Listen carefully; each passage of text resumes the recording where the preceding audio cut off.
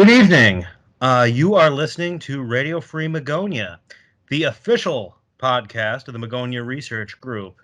As always, I am your host, Michael Parrish, and tonight's broadcast is a landmark for two reasons. A, it was intended to be our Halloween special.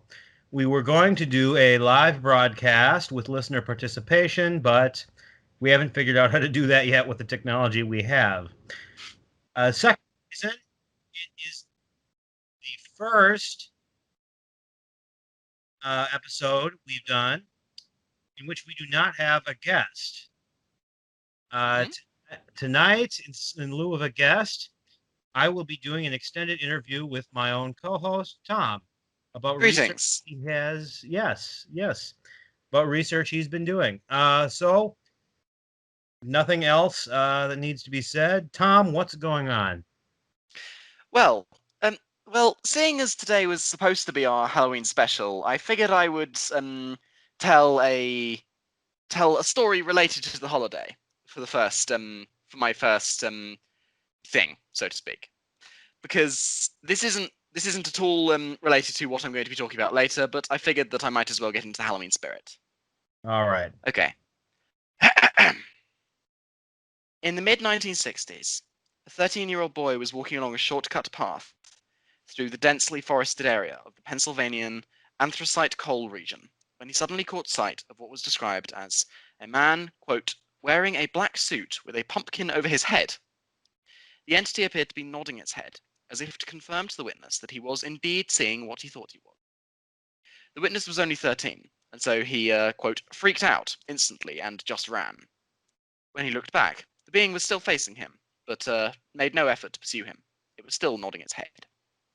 One of his friends later asked him if he perhaps thought it was someone playing a trick on him, dressed up in a Halloween costume to scare him. But apparently it was just after Halloween, and so this seemed unlikely to him. He had used that path all the time, and he had never encountered anything that weird. This pumpkin man, as the witness later described it to researcher Lon Strickler, I believe, was very tall and thin and had, quote, very pale hands. The witness was clearly shaken up by his encounter, saying he would never use the path again while walking alone. Quote, he was terrified of seeing it again.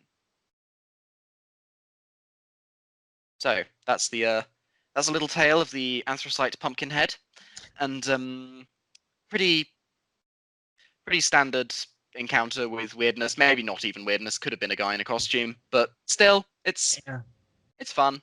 I don't know if any of our listeners are horror film fans, but there was a series, a very short series of low budget horror movies in the late 80s and early 90s, the Pumpkinhead series. Ah, yes. The first one came out in 1988, the second one in 1992, and then they made a third one years later, which I don't think anyone has actually seen. Yeah, Perhaps the two are connected, if only in name only. I don't know.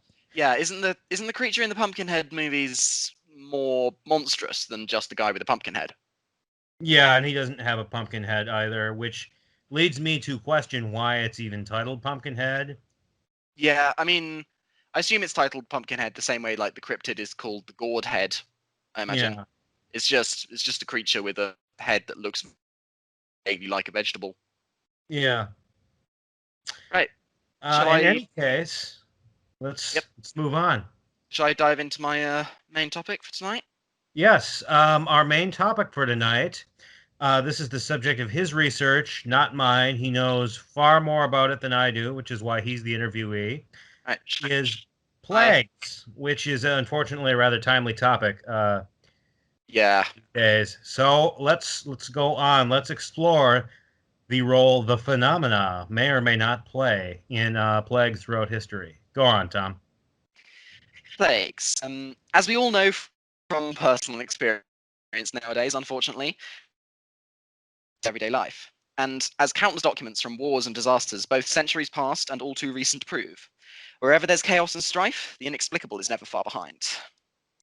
So, let's start with one of the earliest known outbreaks of the bubonic plague, or what is thought to have been the bubonic plague. Between between 540 AD and 592 AD, while Justinian was reforming the Christian Church, an outbreak of bubonic plague engulfed the East Roman Empire and spread to Europe through it. This epidemic was named the Plague of Justinian, because obviously Emperor Justinian, and was so devastating that people started to believe that it was a punishment from God. Interestingly enough, actually, the word plague comes from the Latin word blow or wound, as in a wound from God. And if authors such as William Bramley and Laurenite Yachik are to be believed, perhaps this wasn't too far from the truth, though the ancients probably attributed it to the wrong quote-unquote god. Throughout the duration of this 5th century outbreak, unusual aerial phenomena were witnessed far and wide. For example, one chronicler tasked with recording the plague, who was named Gregory of Tours, claims that just before the plague arrived in the Auvergne region of France in 567 AD, 3 or 4 dazzling lights were seen around the sun, and the sky seemed to be on fire. 23 years later, Avignon was also buzzed by, quote, strange sights in the sky. The ground was even said to be illuminated at night as brightly as if it were daytime. And shortly enough, shortly afterwards, the region was stricken with the plague. Tours also reported that something which he described as a great dragon was seen over Rome, floating through the city before moving down to the sea. It was, predictably, followed by a severe plague outbreak. Author William Bramley suggests that the plague of Justinian was being spread as extraterrestrial bio-warfare. I don't personally agree with this. I think that I have, throughout all the research on this topic, I haven't yet decided whether or not these plagues are literally caused by strangeness, or whether they are just natural occurrences which strangeness kind of latches onto. You know? Well, let me ask you this. These events occurred in France, at least the ones you've shared so far have, around the same time that a belief in Magonia, in our namesake, was prevalent. Did Yeah. anyone at the time, any observer who bothered to write his thoughts down, link the two? Well, no, but so you know how the reports of Magonia detailed ships in the sky. Now, Yes. now there's one other report from the which I've been able to find from the Plague of Justinian of weirdness, which involves ships. I mean, ships on the sea, but ships nonetheless. So around the year 547 Common Era, it's stated that small boats were reportedly seen by people out at sea. And these boats contained what were described as black humanoids without heads. Legends said that these boats originated in Egypt, in the Gaza region. When they sailed past the village of Seri, disease began to attack them. The boats were associated with outbreaks throughout the empire. So basically, these strange boats featuring headless dark figures, which obviously remind a headless dark figure reminds one of entities like Mothman, and they were seen throughout the Byzantine Empire, and basically in correlation with outbreaks of the Plague of Justinian.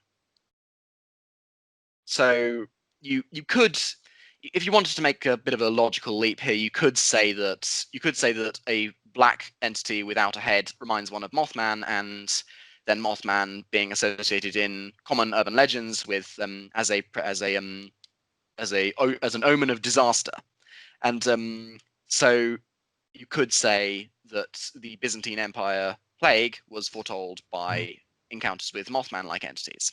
Now, I'm not one to make logical leaps unless I have a solid reason to do so. Yeah, So I'm me not going neither. to do that in this case.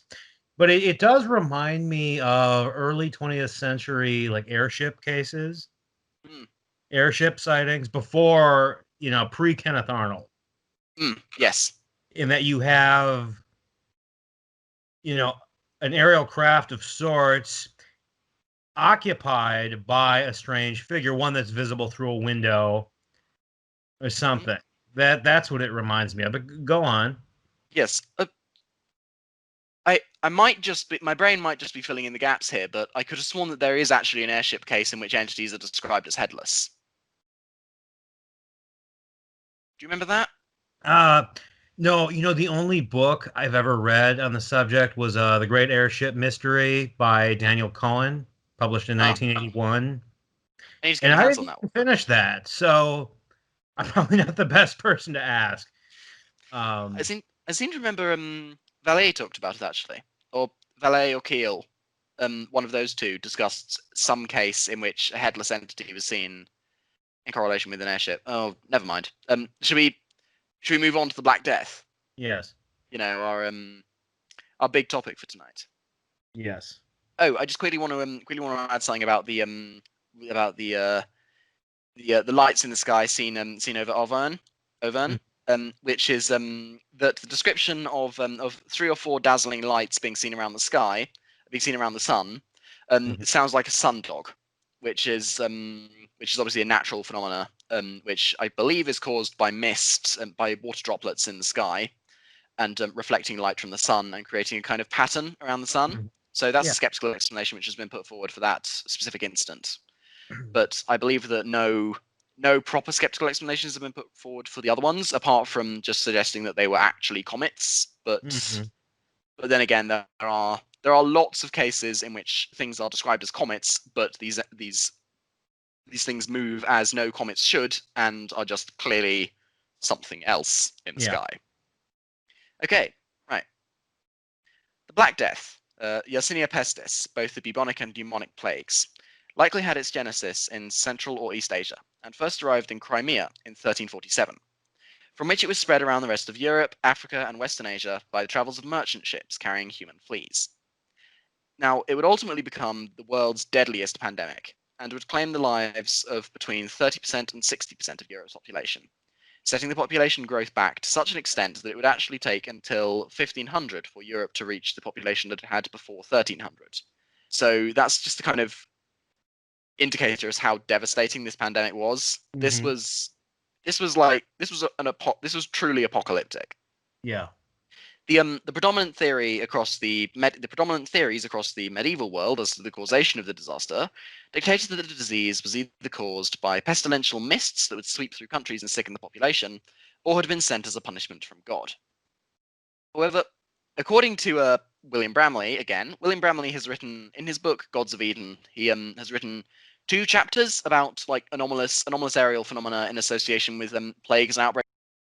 Mhm. And so he's one of my primary sources for this. But trust me, as we go deeper, I have found plenty of other documents talking about all this stuff. So, however, according to William Bramley, there may be more credence to these otherwise superstitious theories than modern scientists would like to admit. He notes how, allegedly, there were several outbreaks of plagues in areas which had no contact with infected populations, and that many outbreaks occurred in areas with warm weather and low population density, which would not be conducive to the spread of Yersinia pestis.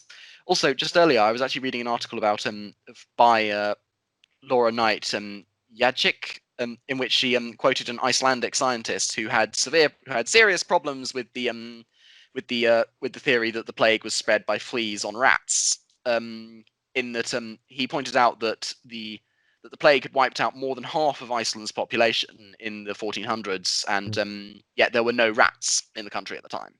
Huh. And I think the next time either of us refers to Laura Knight, insert third name here. Let's just call her Laura Knight. Yeah, let's just call her Laura Knight. That's fair. Go Yeah. on. Okay.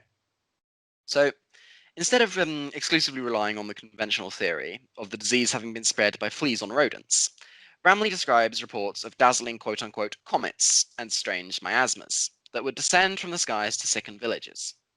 These, he suggests, once again, are the hallmarks of extraterrestrial craft having been involved in spreading the plague as a form of biological warfare. Uh, Ancient aliens theorists believe so. Ugh, help me. Between 1298 and 1314, there were sightings of 7 strange, quote, comets across Europe. And then in 1346, a column of fire was seen over the palace of the unauthorized pope who was then reigning from Avignon, France. So you got Avignon again. Earlier that year, people had seen a ball of fire over Paris. According to historian George Doe, in his book The Black Death, 1347, there were some rather, quote, confused and, quote, exaggerated reports from the east of the arrival of the plague, describing storms, earthquakes, and meteors and comets, trailing noxious fumes that killed trees and destroyed the fertility of land. Bramley interprets this as a reference to the use of defoliants being sprayed into the air, a la Agent Orange. Obviously, other researchers have have pointed out that this instead sounds more like an actual comet. Yes. And the author called New Light on the Black Death, Mhm. Mike Bailey, I believe his name is, actually suggests using analysis of dendrochronology, and that is like the study of tree rings and ice cores, that there may have actually been a meteor impact somewhere in China. I think I haven't actually read the Mhm. book yet, but that's what the blurb seems to imply. Um, that would have spread this disease, and that it actually would have been a result of a cosmic natural disaster, as opposed to the spread of the bacterium Yersinia pestis, which would fit quite well with like the data we've gathered, with the data we've talked about previously from Iceland, as well as like several medieval woodcuts depicting like rains of fire and like strange objects in the sky. And obviously that would be a helpful theory, because it means we wouldn't need to suggest that aliens did this. Yeah. But obviously I'm not even remotely suggesting that extraterrestrials did this. I mean, anybody who's listening to the podcast knows exactly what we're hinting at when we describe UFOs. Yes. Okay. Johann Noel, in his 1926 Chronicle of the Plague, describes a comet that passed from the north towards the Orient in January of 1117, accompanied by the moon turning blood red in an eclipse. About a year after this, intense cold, famine, and plague struck the unnamed area, and apparently caused 1/3 of all humanity to perish. As pointed out by Bramley, this is not mentioned in any other history books, but would likely be referring to a localized population decrease of a third, as opposed to something so apocalyptic as 1/3 of all humanity dying out.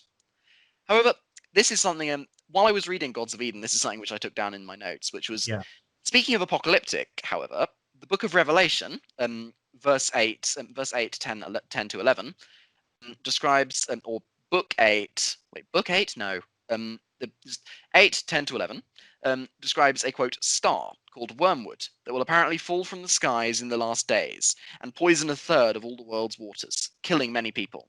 This again links to the death toll this again links to a 33.33% death toll in the 1117 outbreak. So perhaps the 1117 chronicle was actually just a Bible reference. Could have been.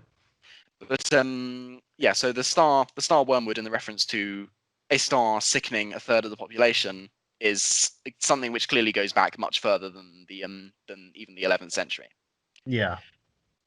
To further draw on Knoll as a source, at least 26 comets were seen between 1500 and 1543.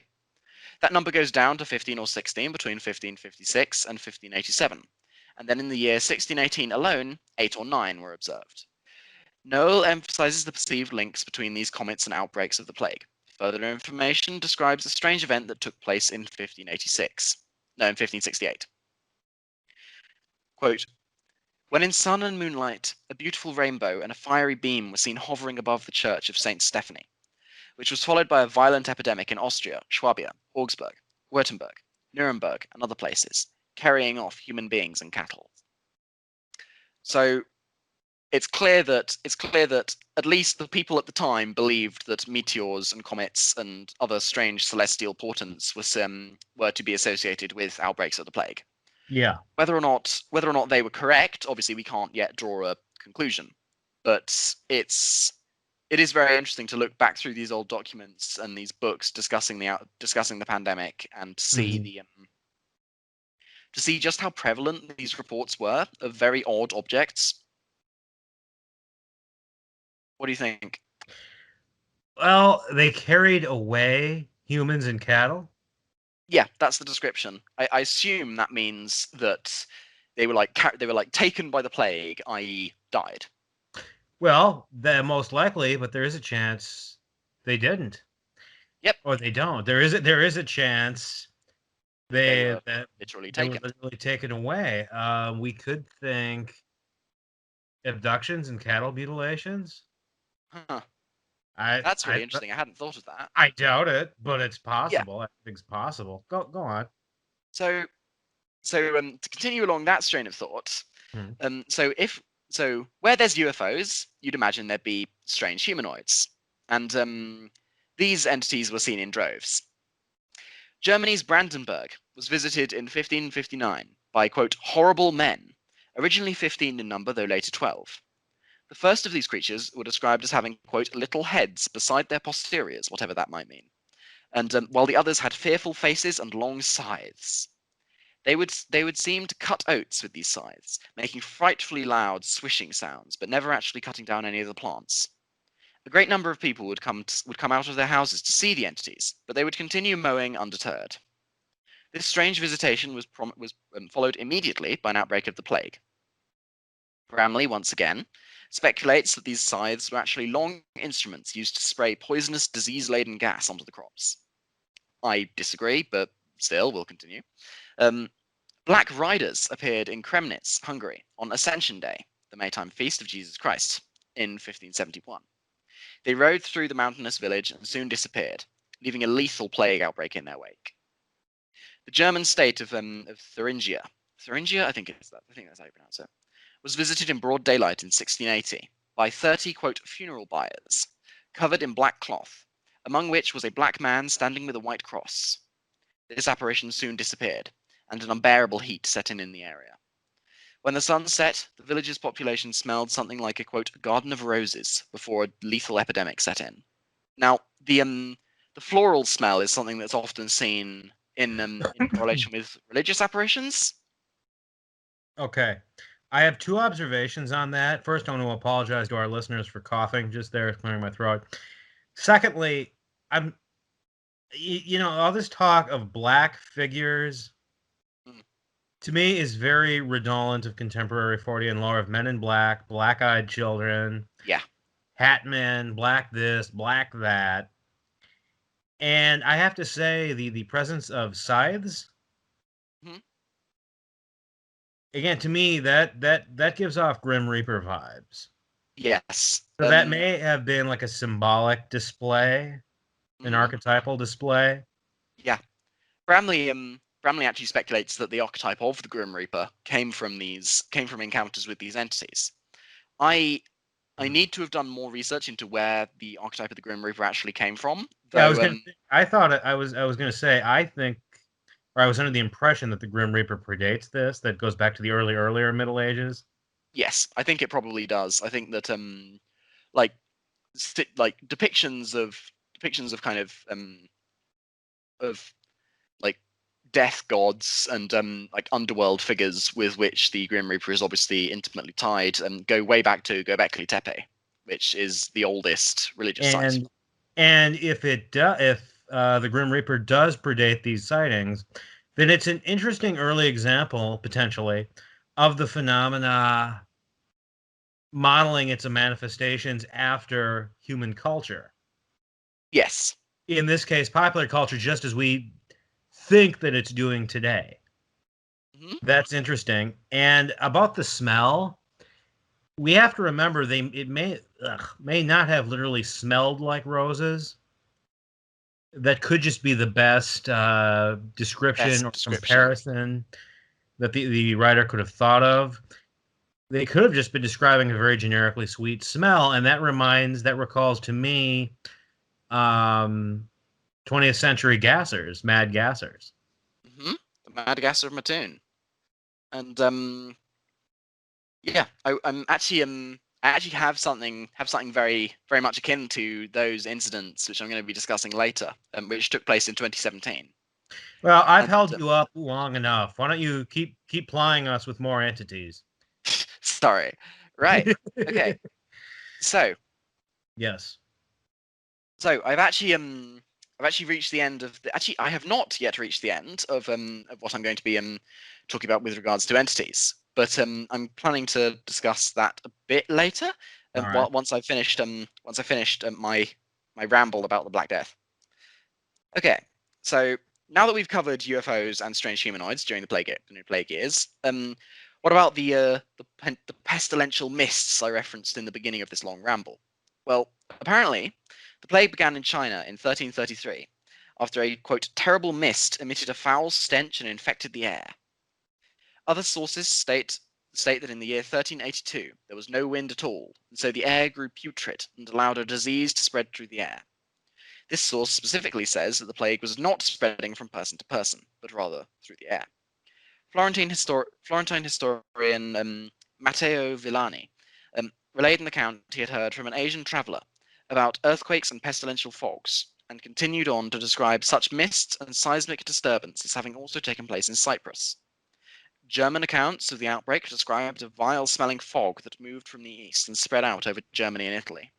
People even claimed to be able to see the plague moving through the streets as a pale fog. In Vienna, evil-smelling mists were seen one autumn during plague season. One Magister Marte died of the plague in the town of Isleben in 1682, and it was said that a blue smoke was seen to rise from his throat, and that the same thing had been seen from the gables of houses, from the gables of houses inhabited entirely by the corpses of the departed. So we've got this description of bizarre mists being associated with plagues, and the image of this mist rising from the throat of a deceased plague victim is really quite disturbing. Yes. But you know what this talk of mists reminds me of is 2 weeks ago when I interviewed Ren Collier, he talked to me about the time he conjured an entity that was, I forget his exact phrasing, but was reputed to have venomous breath. Yes, you told me about And that it this. actually had a physiological effect on him. He was actually sickened and bedridden for a couple of days as a result. It also reminds me, I gotta say, of the British cryptid Boneless, Yes. which before assuming the form of a slug or a slime creature or whatever, would appear as a giant mist. Hmm. Yeah, there's stories and urban legends of like a pink quote carnivorous mist out of I believe it's California, No, I haven't and heard of those. the yeah, and this mist, if one was exposed to it for long enough, would basically strip the flesh from someone's bones. Ugh. And yeah, you've got, and obviously, I'd say that that's probably based on like strange disappearances and mutilation of cattle, Yeah. like cattle being found stripped of flesh. Yeah. And okay, and actually, also just as a quick diversion from the talk of the Black Death. According Okay. to anomaly chronicler William Corliss, cholera first broke out on Her Majesty's ship Britannia in the Black Sea in 1854, after several men and officers had seen a strange dark mist sweep up from the sea and pass over the ship. Similar blue fogs were apparently associated with the English cholera outbreaks of 1832 and 1858 to 1859.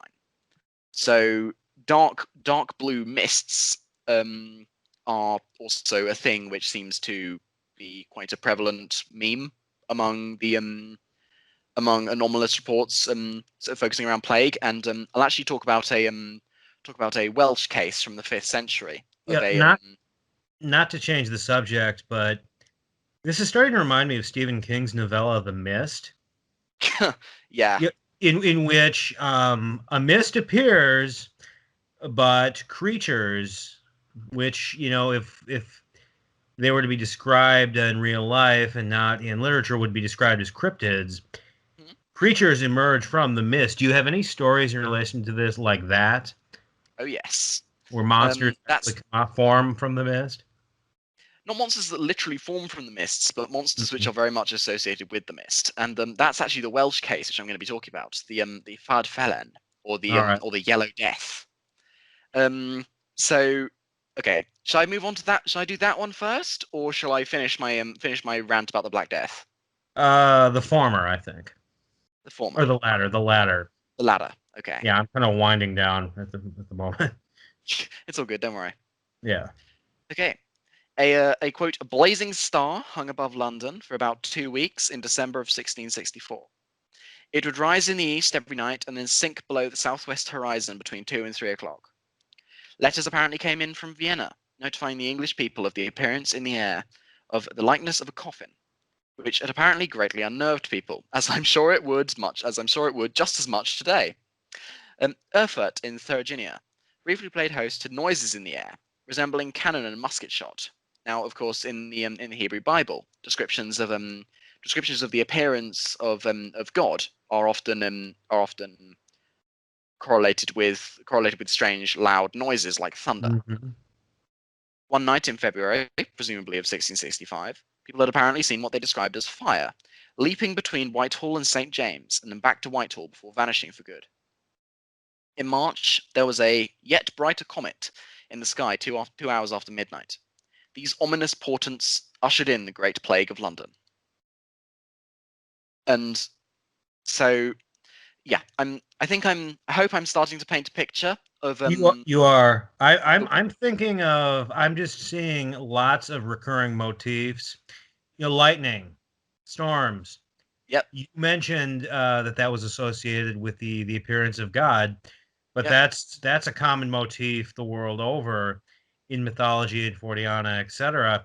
Mari, the head goddess in the Basque pantheon, mhm, was associated with storms and yep, thunder. We have increased paranormal and other activity during and after rainstorms. mhm, And we have yep. some armchair physics trying to explain why that is. So you're really driving us into familiar territory here. Indeed, I am. Obviously, to quickly come back to a biblical tangent, the bubonic plague is very similar, if not completely identical, to some of the punishments inflicted by God in the Old Testament. In 1 Samuel 5:6, quote, "But the hand of God was heavy upon the people of Ashdod, a Philistine city, and he destroyed them and killed them with emerods, which were described as painful swellings." Mm-hmm. Um, from 3 verses later, "The hand of God was against the city, Gath, another Philistine city, with a very great destruction, and he killed the men of the city, both young and old, and they had emerods in their secret parts." Another one, 1 Samuel 5:11-12. "There was a deadly destruction throughout all the city.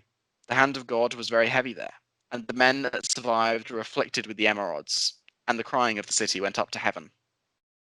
So obviously it's not beyond the reach of reason that that actual genuine biological bubonic plague was Yes. present was present in these instances, and that it was attributed to God. But it is very interesting to see that the hand of God was described as specifically the cause for these outbreaks of emerods. Yeah. Which you said secret regions. I assume that means intimate parts. Yes, very much so. Okay. Yes, definitely. Okay. So that sounds like something that you would contract sexually these days. Yeah. Not to Or be then again, vulgar, I'm just contextualizing it, I guess. though then again there are descriptions of I believe that one of the symptoms of Black Death involves buboes developing in the groin area. Okay. So it's not necessarily an STI, and instead does sound more like the Black Death to me. Yeah, I'm just saying it's similar in some of its effects to a modern. STI, yeah. I Yeah, didn't. let's move on. I was actually going to come up with another tangent about that, which is something that John Keel said in the Mothman prophecies, Oh, by all means. but yeah, we'll leave that to the listeners' own research. Okay. Um, okay, so another thing about the Black Death, just before I move on to the Welsh outbreak, which is particularly kind of dramatic. Mm-hmm. But the Black Death was apparently in New Mexico in 1947. Now there's something else which was allegedly in New Mexico in 1947, which was the crashed quote unquote saucer at Roswell. Yeah.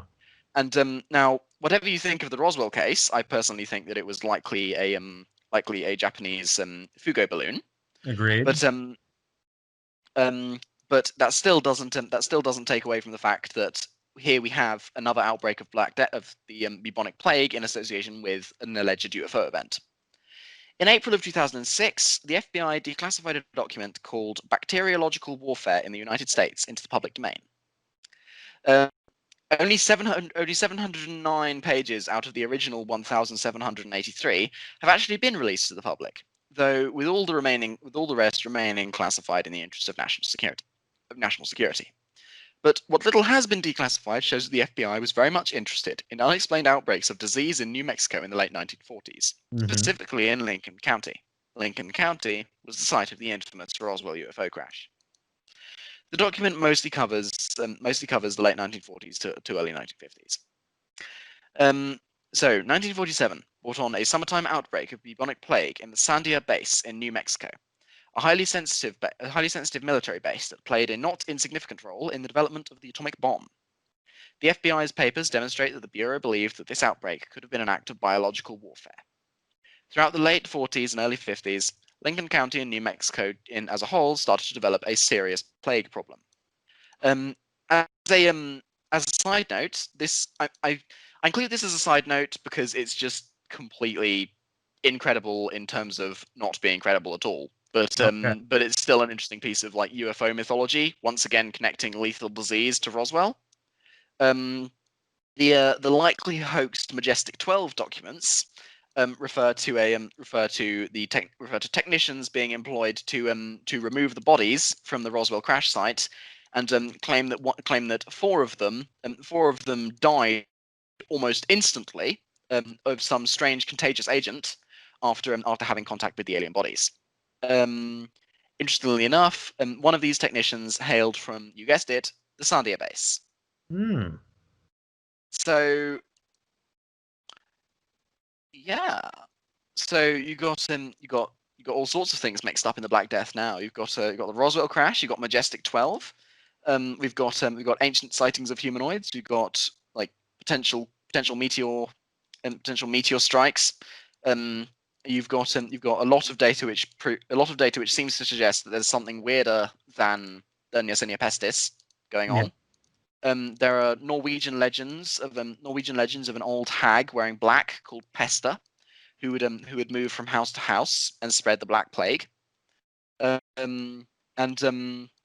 Again, you have just another tangent related to this. You have in a lot of stories, the plague bearers are described as feminine, and then I was actually obviously part of this. The second half of my research was devoted to trying to find modern examples of this, and obviously during the I believe this urban legend first came to prominence in 1986, and it's AIDS Mary, which is the discussion of the you must have heard this story somewhere around, where a guy sleeps with someone, and then he wakes up in the morning to find the woman gone and find written in lipstick on the mirror, "Welcome to the AIDS Club."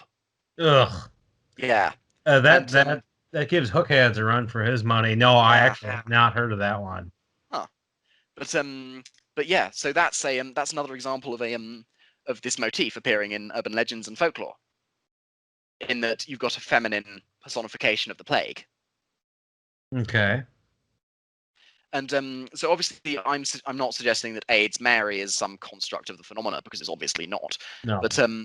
But it's clear to see that like these older reports, which could well have been constructs of the phenomena, still have echoes in modern folklore. Yeah. Which ties into the whole myth-making role that we've ascribed to it. Yes. You know, as I've said before, it doesn't matter if something is real or not. If people believe it, then it works for its purposes.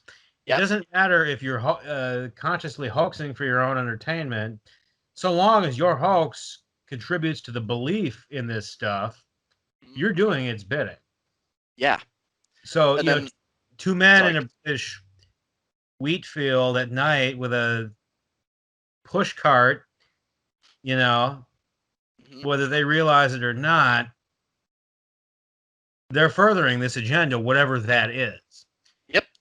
Yeah. So the crop circle hoaxes are nonetheless contributing to the crop circle mythology and allowing whatever it is to grow stronger in the minds of the public.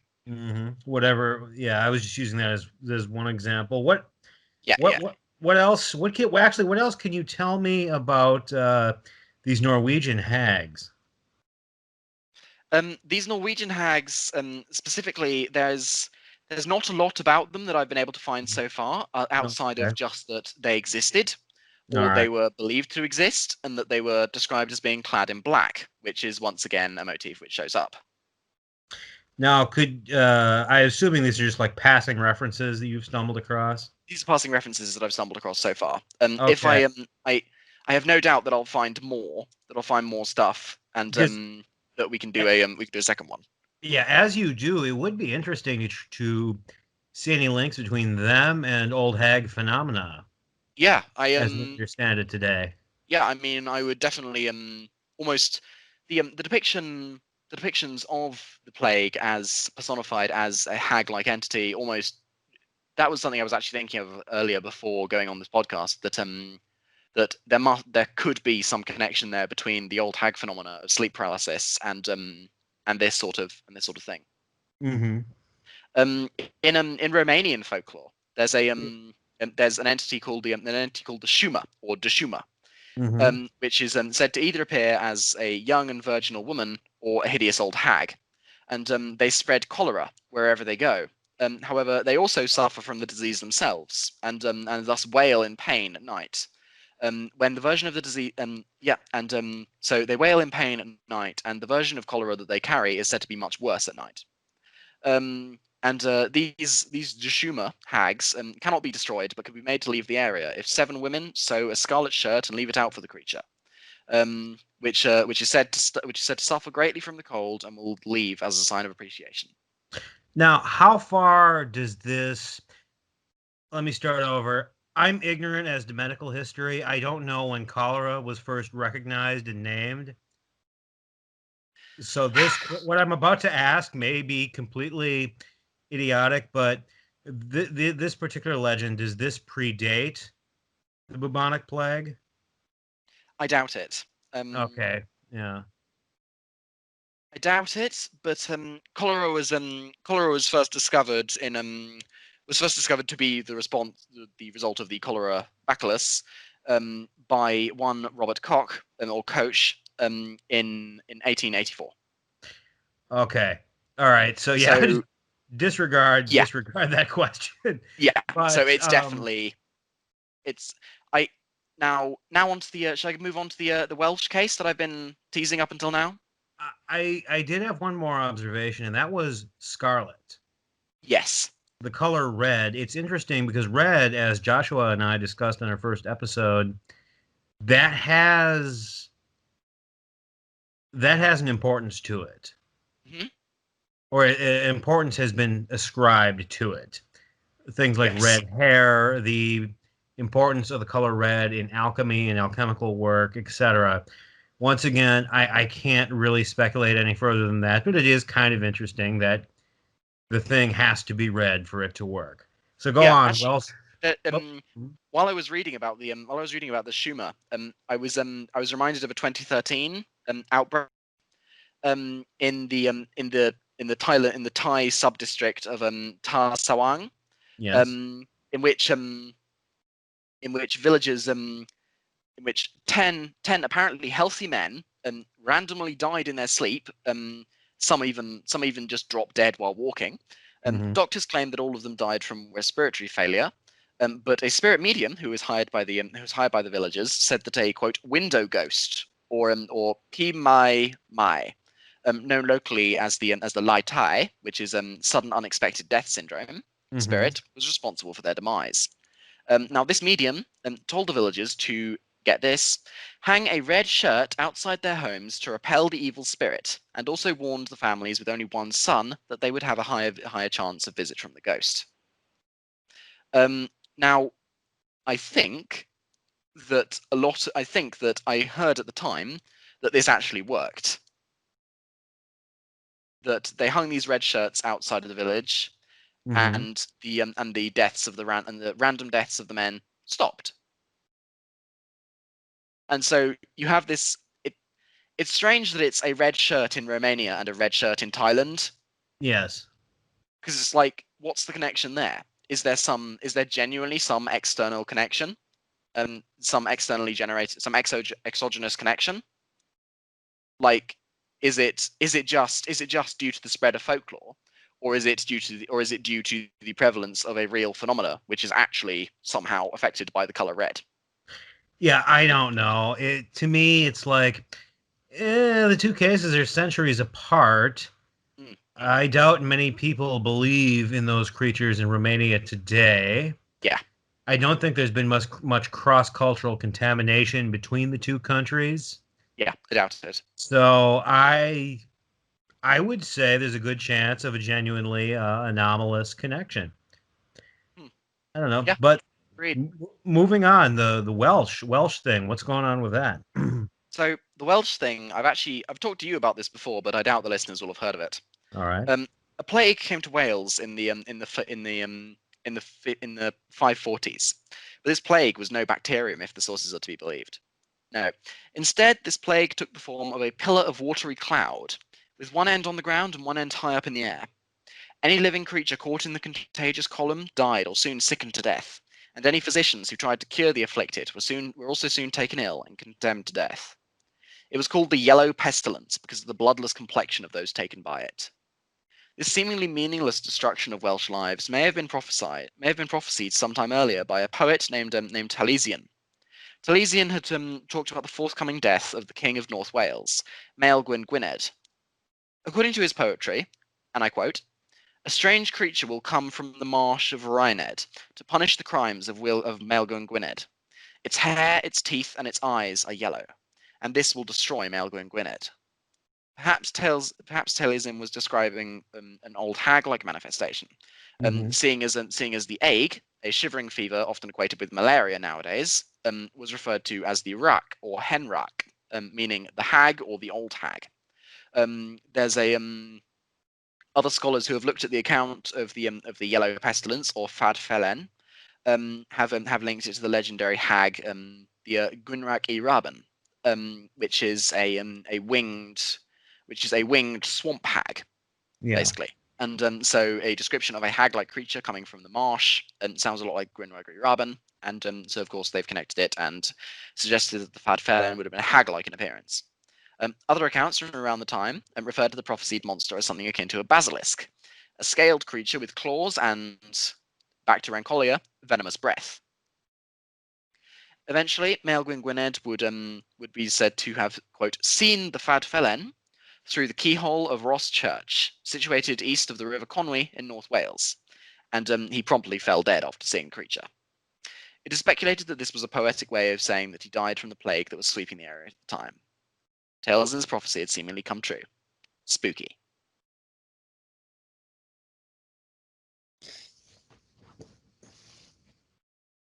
What do you think? Honestly, I don't have any thoughts there. I see the same motifs. I see how it links to what we were discussing earlier. I see it as existing in the same realm, but I don't know what that realm is. Yeah, I yeah, really don't have any insights to add beyond what's already self-evident. yeah. I mean, it is interesting to again see the description of like a plague hag, Yes. and also the description of a pillar, of a kind of pillar-like structure, which is a cloud, either like a pillar of cloud or a pillar of fire, both of which were described um were described. So the pillar of cloud is obviously described from Wales, and the pillar of fire is described from France, and and then obviously you've got the pillar of fire described in the account of Elijah ascending to heaven. Mm-hmm. And so the I drew a kind of loose connection um between between this incident, which was Mm-hmm. in which was an English incident that took place in 2017 on Burling Gap Beach, Yeah. which was evacuated on the afternoon of the 27th of August 2017, after beachgoers started displaying strange symptoms as a result of a still unexplained, quote, chemical haze that had seemingly spontaneously appeared. It was described as being colorless and odorless, and resulted in stinging eyes, vomiting, and even breathing difficulties. Weather models suggested that an offshore source, potentially a chemical drifting across the sea from northern French industrial units, was unlikely. As of a report in the BBC News one day later, the Coast Guard were working with their French counterparts to try and determine a source. The East Sussex Fire and Rescue Service claimed that it was, quote, extremely likely that the substance involved was chlorine, though no evidence could be gathered to support this hypothesis, because the gas cloud had disappeared by next morning. Now that to me, that just reeks of Mad Gasser. Yeah, No pun exactly. intended. That sounds to me like the same substance that produces the same effects, Mhm. just with a different. With just this time, it didn't bother to produce an entity to go with it to distribute it. Yes. Yep. It just kind of went. It Just just kind of spontaneously yeah. produced it. Yeah. The that obviously reminds me of the Donald Shrum Close Encounter of the Third Kind case, in which this robot-like creature, which people have described as just looking like the Iron Giant from the movie, Mhm. um, appeared appeared and opened its mouth and allowed a red smoke to spill out of its mouth and float up a tree to knock Donald Trump unconscious. Um, the There's actually a quote from a book in the 1800s, from a book Mhm. from the 1800s. Let me find the exact book. Um, there's a there's a quote from La Livre de Légendes, written by a French librarian by the name of Anton Leroux de Linchy, in 1836. The book has this to say about the elves: quote, "If a mortal being dares come near them, they open their mouth, and, struck by the breath which escapes from it, the imprudent fellow dies poisoned." So not only do you have a link to the Mad Gasser, you have the Mad Gasser's link to the Donald Shrum Cisco Grove incident, and then you Yeah. have the Cisco Groves incident's link to a description of elves from the 1800s. It would be interesting to just to ask Cutchin what he knows about this, because he knows all kinds of different types of fae folk, Mhm. all different descriptions and names. It would be interesting if there was one in circulation at the time that was described as wearing you know dark, tight fitting clothing, as carrying some kind of device, Yeah. some kind of spraying device.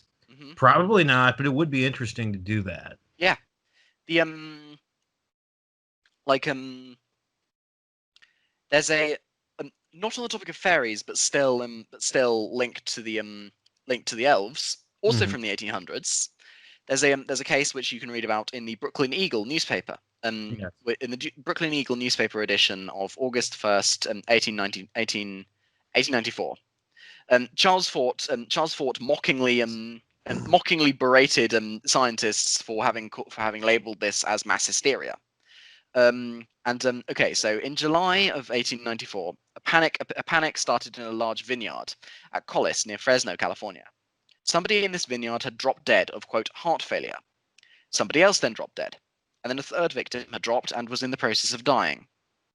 Um, and the authorities said that the authorities provided this quote to the newspaper: "Everybody has left the place, and the authorities are preparing to begin a searching investigation."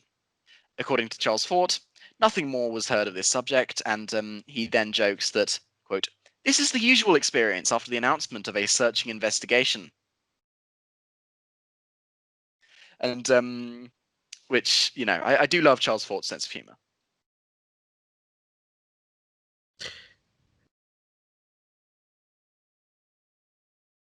Again, interesting, but I have no real insights to add to that. I will tell you, however, that as you were speaking, there was a series of creepy sounds coming from outside my window, Oh, like someone wailing, oh like dear. someone having night terrors. I've never heard this before. It's just, and don't think any less of me for admitting this, but I'm kind of glad it's bright outside right now. Yeah. It, yeah, this sounds I'm going to have to investigate later, but until then, Is it a wailing Schumer by any chance? it's it's a whale. It's a whale. It could just be. Odds are, it's one of my neighbors decided to pull a Halloween prank on his friends or family, and Oh yeah, that makes sense. I briefly forgot the date. yeah. But if it's not, I don't That's know. definitely interesting. But yeah, it kind HL of will have a field day. yeah, it was eerie while that was going on. So, what else do you got? What else do you have about mad gassers, modern gassers, because that's one thing that's always fascinated me, but there's always been like a dearth of available information. Like the only So, one I know anything about almost there is the Mattoon Tune. one, and it wasn't until I met you guys that I discovered that this was an actual class of entity, the phantom gasser, phantom and anesthesiologist, whatever you want to call it. Yeah, the Mad Gasser of Mattoon is a very, very interesting case. To be entirely honest with you, it is not something which I've done research into in correlation with this stuff and with this specific topic. So it's not something which I have on my in my notes. But I can definitely talk a bit about that for a while if you want. Yeah, yeah. And Um, other ones like the kind of the precursor in Virginia. I think the town was called Beautoncourt. yes. Beautoncourt, Virginia, like a decade earlier. I don't know anything about that one. I've never been able to find anything about that one. Yes, I've actually got some information about it up here. Wait. The so the case. I'm actually going to need to get a book. Wait. Oh, wait a second. Okay. So the case. Yes. So the Sorry, you've caught me off guard here. I'm just. Yes. You see, I can never do enough research for these podcasts. I do know that the that Mad We, Gasser entities actually caused a fatality in in a this I didn't know. in Coatesville Mhm. Coatesville, Illinois. So there's in this specific book I've got here right now. There's three there are four cases listed, or four kind of flaps of Mad Gasser activity listed. I believe all of these took place in Illinois. All right. Coatesville, in which three attacks took place in over the course of one night, Mhm. as opposed to over a number of days. Um, you've got and so in Coatesville, and this case took place before the Mad Gasser reached Mattoon, and three people died. Then it seems that the entity moved to Todd County, then to Mattoon, then to West Bainbridge. Mm-hmm. The Yep, and interesting. And obviously, people have claimed that that an individual named Farley Llewellyn Yes, would have there been was a book responsible. written to that effect. Yeah, and though interestingly enough, the fact that the Mad Gaster also appeared in West Bainbridge years later, Farley Llewellyn was in jail at that time. I thought he was in a mental institution. Ah, yes. He would have presumably been in a mental institution if you have looked that up, because basically the book basically just said that he was, quote, locked up. Yeah, it is interesting though. If that weren't the case, and if the gasser didn't show up in those other places, then the Llewellyn hypothesis would hold up. Yes, but the Because fact he that had two sisters that were claimed to have aided and abetted him. That would explain the women seen in the vicinity of these targeted houses. indeed, yeah, but the fact that Mad Gassers again do seem to go back for hundreds of years into these plague bearers, Mm-hmm. and also were seen or were encountered. I shouldn't say seen, but were encountered in other towns around the same area during Mm-hmm. while Llewellyn was in a mental institution. Definitely implies that there's something else going on here. Yeah, and I have to be honest, for the longest time, I didn't see anything paranormal about the Gasser case. At least not the Mattoon one, because on the surface it does look like the work of human perpetrators. Yes. you have the woman being described, or they didn't say a woman, but they said like a female figure Hmm. being described in the window. You have women's footprints in the snow outside. You Yep. have a tube of lipstick found outside, thus indicating a woman. You Yep. have a sighting of a woman running into a getaway vehicle, and the getaway vehicle speeding off into the night. Mhm. It reads like there was a human gang Yep. at work. Involved in spreading this gas, but like Yeah, it is. I mean, sure, maybe there was a human gang, but would they be using some unknown chemical? Because like in a lot of, in most of the in I think in all the cases where this chemical where the tests were performed to try and identify this chemical, they all failed. yeah, And there was also a case in which a handkerchief was left outside the door of yes. one of the women, and and this handkerchief was later tested and found that there was not, and it was found to have nothing on it, despite the fact that the woman had sniffed this handkerchief and experienced strong symptoms. Yeah, and they also found a skeleton key Hmm. outside one house. I don't know what purpose that would serve, other than to perhaps gain entrance Yeah, but into a house. But once again, a Fortean entity would not need that.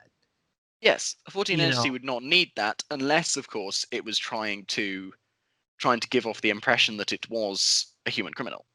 but here's a connection I just made. Hmm. You pointed out that in the past, plagues were often personified as women. Yep. Huh. Well, here we are. Here we are. That's really interesting.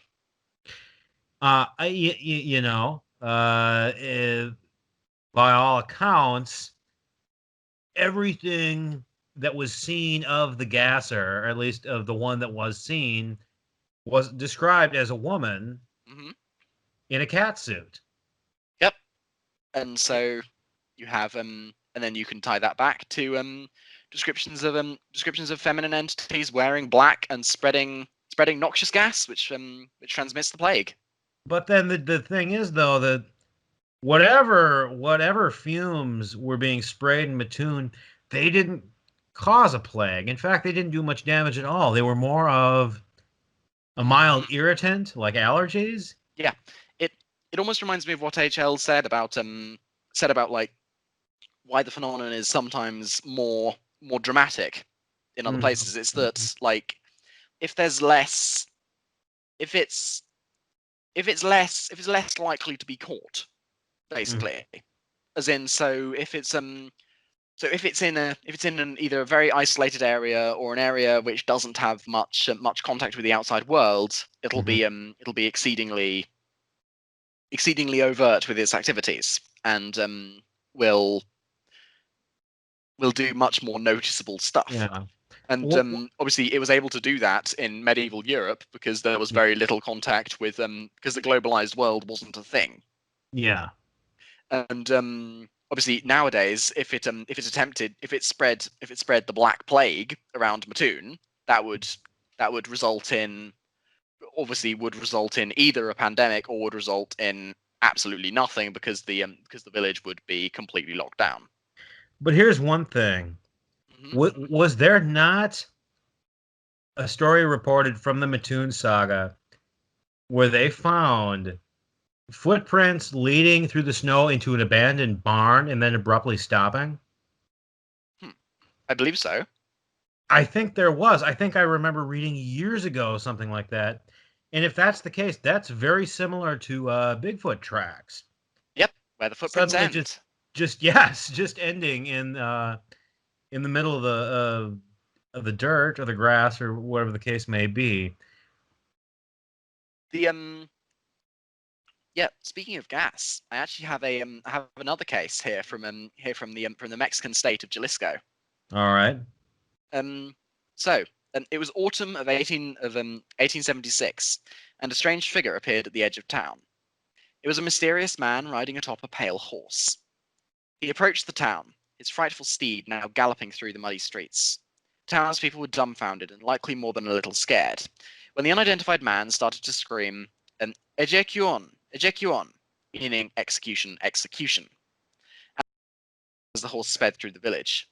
As it reached the other side of the village, the horse slowed to simple trot before both it and its rider promptly vanished from sight. However, the terrifying phenomena was only just getting started. Almost as soon as the pale horseman had left the village, a strange mist began to roll into town, thickly covering the streets until visibility had been cut down to just a few feet. The fog crept into houses through crevices and open windows, beginning to suffocate the particularly young and elderly. The sun had been obscured from view, and the moon and stars weren't visible behind the impenetrable fog that evening. Luckily, the fog only stayed over the town for that night, and was gone by the time the sun rose next morning. The fog, however, had done something insidious to the inhabitants of the village. Soon after the fog had left, an outbreak of virulent sickness took hold of the village. This is an extremely rare disease known as paloma azul, presumably referred to as something else in English, seeing as I can't find any other reference to it. And within a week, hundreds had lost their lives to this foul pestilence. The town would take decades to fully recover from this devastating outbreak. Nobody knows who or what this horseman was, or how he could have spread a lethal disease throughout the town. Some believe that it was payback for the earlier death of one Friar Juan Calero, who had been killed during the Mixton War of 1941, in the same town. And others conclude that the pagan deities of old had decided to take revenge on the people who had stolen their land hundreds of years ago. So here we have another biblical description of these sorts of things. You have a pale horse spreading disease. Yes. Obviously, the pale horseman of Revelation was never actually described as the horseman of pestilence. No. It's the horseman of conquest. Okay. And obviously, we have no real way of knowing what this conquest would have meant. And pestilence is a more modern translation of that, which I believe actually hails back to the 1500s as well. And so you got the plague, you got plagues in 1500, and you've got the pale horse, and you got legends, you got the Bible being reinterpreted to describe a pale horse of pestilence during that same era. And then of course in the 1800s, then you have an actual pale horse appearing in a Mexican town, spreading a virulent disease carried by mist.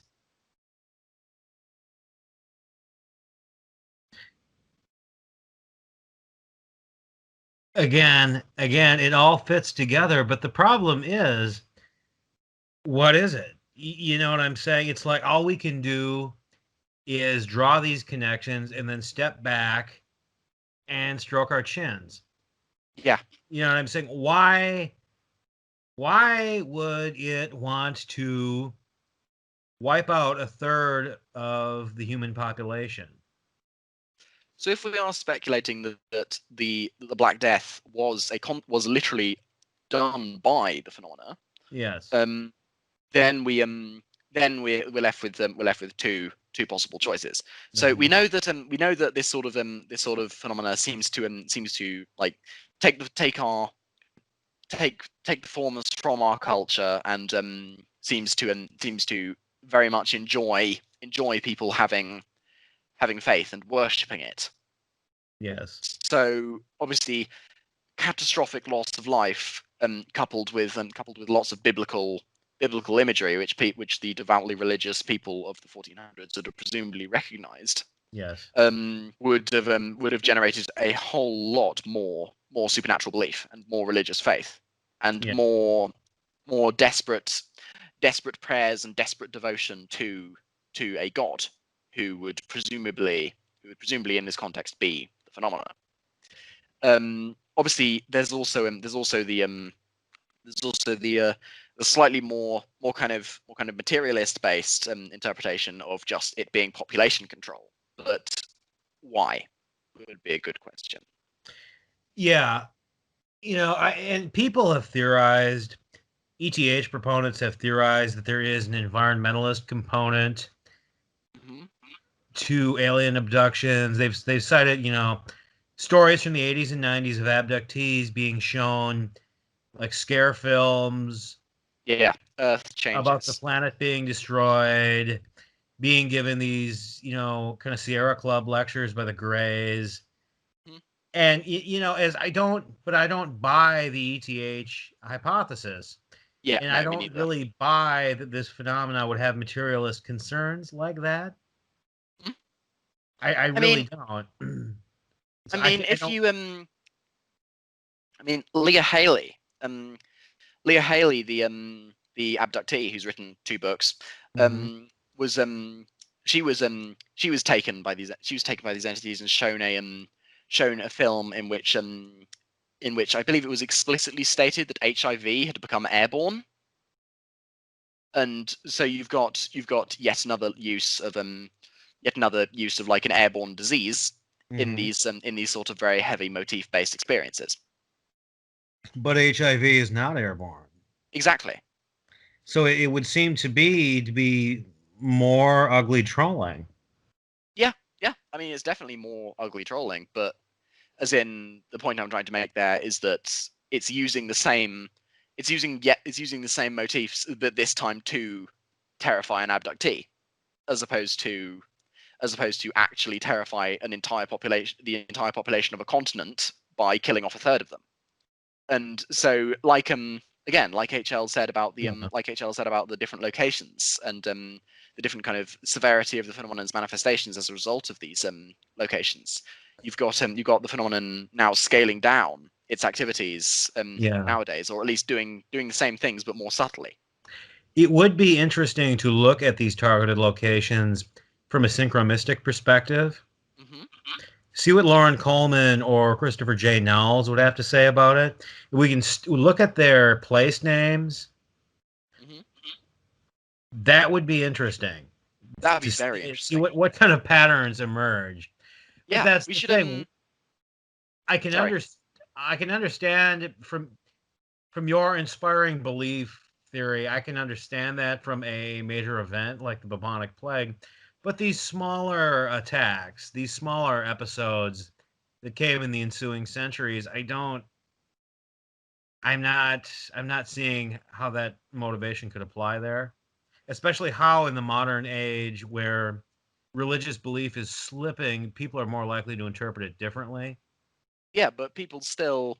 So just look at like the modern pandemic and the increased belief in conspiracy theories and the increased belief in some all powerful malevolent, this time now it's a cabal as opposed to a Yeah. devil, and like increased belief in like evil billionaires poisoning vaccines and all of this crap, and you've definitely every time there's a pandemic, every time there's an outbreak, and people it's like the old cliched phrase, like there are no atheists in foxholes.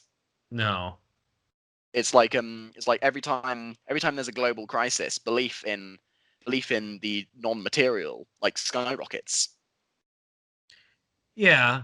Do you think I'm going to stop referring to it as the phenomena because the phenomena is its behavior, its activity. Yes. I'm not going to refer to it as the intelligence either, because that's just too many syllables to use repeatedly. I'm just Mhm. going to call it with a capital IT. Back to Stephen King. Yeah, It. that sounds good. Do you think it Hmm. likes to fancy itself as a global elite, as a secret cabal? Even though it's a singular intelligence, What do you mean? in the sense of if it wants people to believe that the world is run behind the scenes by an Illuminati Hmm. type organization. Do you think it likes to fancy itself as that Illuminati? I mean, it certainly seems to behave in the ways which people often attribute to these mythological cabals Mm-hmm. and these folkloric illuminati. Mm-hmm. Um, but um, but I think that in looking at it from a kind of comparative mythology perspective, the Illuminati and the world controlling cabal archetype is just yet another. It's yet another evil demiurge, Mm-hmm. basically. It's yet another inescape. Yeah, so it's yet another, as Keel would say, it's a devil theory. it's a why is stuff miserable? Oh, it's because of X. So it's why is why have my crops failed? It's because of witches. Like why Mhm. have my why can't I get to the same level of society as or the same level of like wealth as somebody like Bill Gates? It's Mhm. because the Illuminati wants to keep us down or something. Yeah. It's the same it's the same sort of belief but just repackaged for a modern audience. In a sense, it's interesting. You put it that way because I never saw it that way. Because I always divided into categories like politics, current events, economics. That's human stuff, Mhm. and then the things we discuss on on this show. Well, that's Fortean stuff, and Yes. frankly, I always put conspiracy themes like the Illuminati into human stuff. I Mm. never really associated it in any way with other stuff, you know? Yeah. I mean, I think that there definitely are like there definitely are conspiracies out there, but Yeah. I think that like the the Illuminati or the Illuminati or the archetype of an evil cabal or anything along those lines is most definitely, to me at least, it's definitely an urban legendary archetype Yeah. as Eh, opposed to, and it can just be interpreted in the same way as any of these it's just a modern devil theory yeah. as again once again Keel would have said. And mind you, I'm not going to unify those categories. Mm. I'm not going to remove the barrier between them because I don't think that whatever it turns out to be, is behind every little thing that happens in our lives. Oh no, me neither. I'm Or just everything saying. I'm that saying happens here. in the government or No, no, no, no. Me neither. I'm not. I'm not saying that it is. I'm saying that the belief in an Illuminati is in terms of like as a folkloric archetype is yeah. identical to the belief in a cabal of demons controlling the Catholic Church, for example. Yeah. Yeah, I agree. That's a pretty good observation. Yeah, so that's what I'm saying here. I'm not saying that the phenomenon is the Illuminati and that the Illuminati is real. I'm not saying No, anything like that. I didn't think you did. What else do you have for like contemporary cases of this phenomena of or things that we could kind of fit into this phenomena that we could Mhm. Well, link to this phenomena? I think I have one more big one, Okay. um, which is the Koyame crash case, I've been told by several sources that this one is likely a hoax, but Hmm. like you said, regardless of whether or not it's a hoax, it still enters into the collective unconscious, so to speak. Yes. So now I'm going to tell the story in full, just because I imagine the listeners would probably want to hear my silky smooth voice telling this story. But right. Either in July or February of 1992, UFO researcher Elaine Douglas was mailed a lengthy document entitled Research Findings on the Chihuahua Disc Crash. It was dated March 23rd, 1992, and contained a bizarre and terrifying story about a collision between a small civilian aircraft and a disc-shaped UFO. This object was signed from someone identifying themselves as JS, claiming to be part of the Deneb team, whatever that might mean. Douglas was likely the recipient of this strange document because of her role in as the Washington, D.C. representative of a public group called Operation Right to Know. ORTK organized a highly visible picket march in the heart of D.C. in July 1992, and it was the very same month, at least if we're going with the July version of this story, when Douglas received the strange document. The document tells the story of a UFO that was detected approaching US airspace from the Gulf of Mexico on the 25th of August, 1974, at 2207 hours. It was moving at the 253rd. Wait, what the hell? At 200 500. Why can't I do numbers? I'm so sorry. At 2,530 miles per hour and at an altitude of 75,000 feet. The object then accelerated and turned before beginning a gradual descent. An air defense alert was secretly initiated, but before any fighters could be scrambled, the UFO turned away from the US and back towards Mexico. American military radar tracked the object for approximately 500 miles in Mexican airspace. It continued with its descent, moving in a series of level steps as if it were descending a staircase, before disappearing near the 18th century town of Coyame in the state of Chihuahua. Soon, civilian radar traffic indicated that a civilian aircraft had gone missing in the same area at the same time. This aircraft had departed El Paso International with the destination of Mexico City and could therefore not have been the mystery object. Mexican authorities initiated a search for the missing civilian plane come daybreak, and at approximately 10:35 a.m., a radio report said that the wreckage from the plane had been seen from the air. Shortly after this, another radio transmission provided further information, claiming that a second quote-unquote plane had been seen on the ground, and that this aircraft was circular-shaped and badly damaged. The saucer would later be described as being a silvery object with convex upper and lower surfaces, and a diameter of just 16 feet. It was also said to be badly damaged. Just a few minutes after this, the Mexican military, predictably, enforced a total radio silence on all search efforts. Meanwhile, as they are wont to do, the CIA had been intercepting and recording all the Mexican military transmissions. The agency immediately sprung into action and put together a team of highly trained personnel to receive the anomalous disc-shaped object from Mexican hands. It was made very clear to these operatives that if diplomacy failed, force was to be used to take back the crashed UFO. This team was stationed at Fort Bliss, Texas. American spy satellites were vectored to photograph the crash site, and spy planes had been ordered to take high-resolution photos of the site as well. However, although the crashed object had originally been pretty easily located, both the saucer and the plane had now both seemingly vanished from sight. The reason for this soon became pretty clear.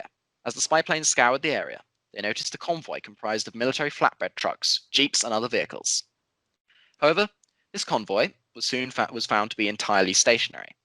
It had seemingly come to a grinding halt in the middle of the North Mexican desert. On one hand, it would make it a whole lot easier for the CIA to swoop in and grab the offending saucer. But on the other, this raised the worrying question of just why they had all come to a spontaneous stop. Orders were given for the pilots of the spy planes to make low-level passes of the Mexican convoy, to try and figure out why they had halted so abruptly. The answer was terrifying. Some of the trucks and jeeps had their doors open, and two bodies lay outside the vehicles. The Fort Bliss team was immediately launched in their helicopters, departing Texas at 1438. Soon after, a team of U.S. military personnel and biological warfare experts were on the ground. The document continued with the story. All the convoy personnel were apparently dead, most of them remaining where they had sat in their trucks. Team members in bioprotection suits reconfigured the straps holding the discoid object on the flatbed truck, attaching them to a cargo cable from the Sea Stallion. The object was on its way to US territory by 5:14 in the afternoon. Before leaving the scene for good, the US soldiers gathered the Mexican vehicles, the civilian plane, and the bodies of all the occupants therein, and destroyed them with high explosives.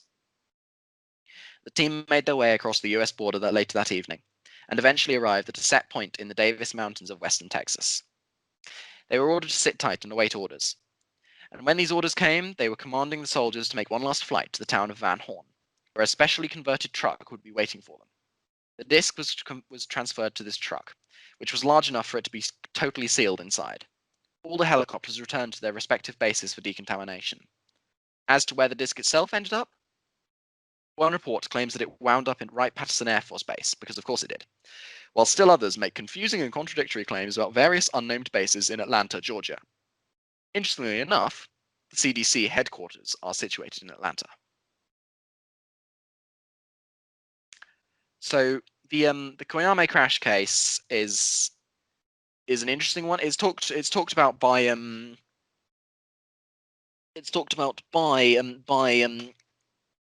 Leonard Stringfield in his UFO crash retrievals investigation status reports.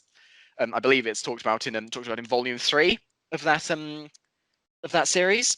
Yeah. But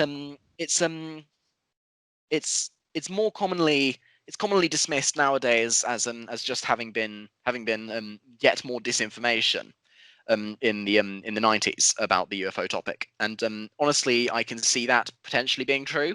Mm-hmm. Because let's face it, it was just the main source of the story is just one random document emailed to a UFO researcher in the 90s. Yeah. And or not emailed, sent. And but it's still, again, like I said, it still enters into the modern folkloric lexicon.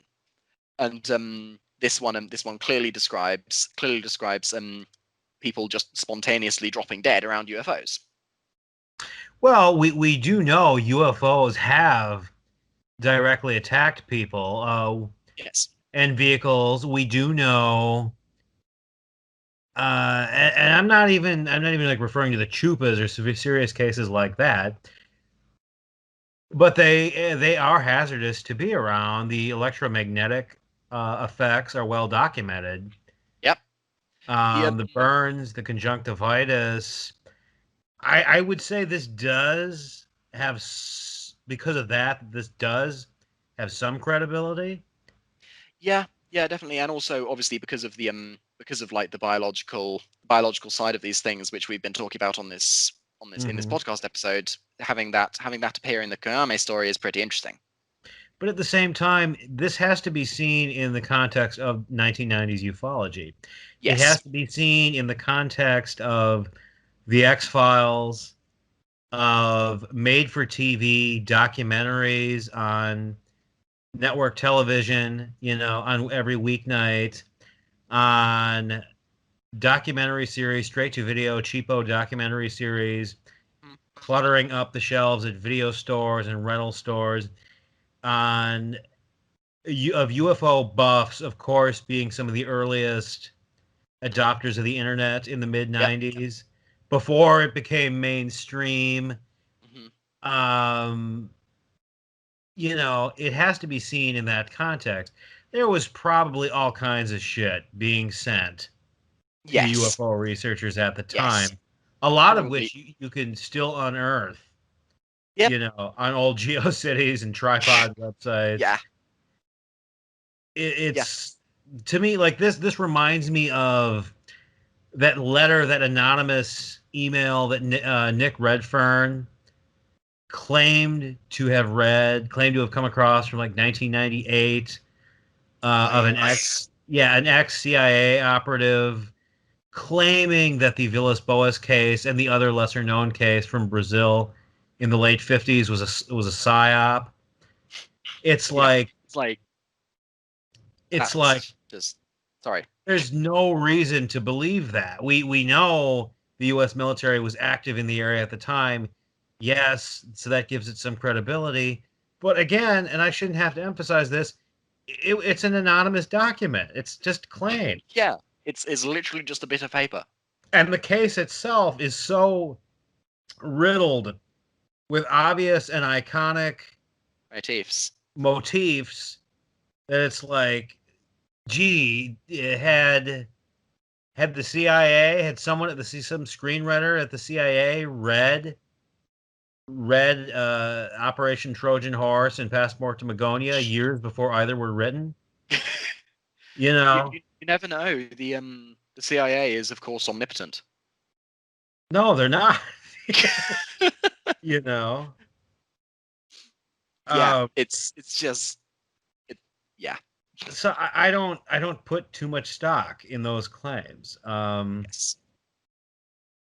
But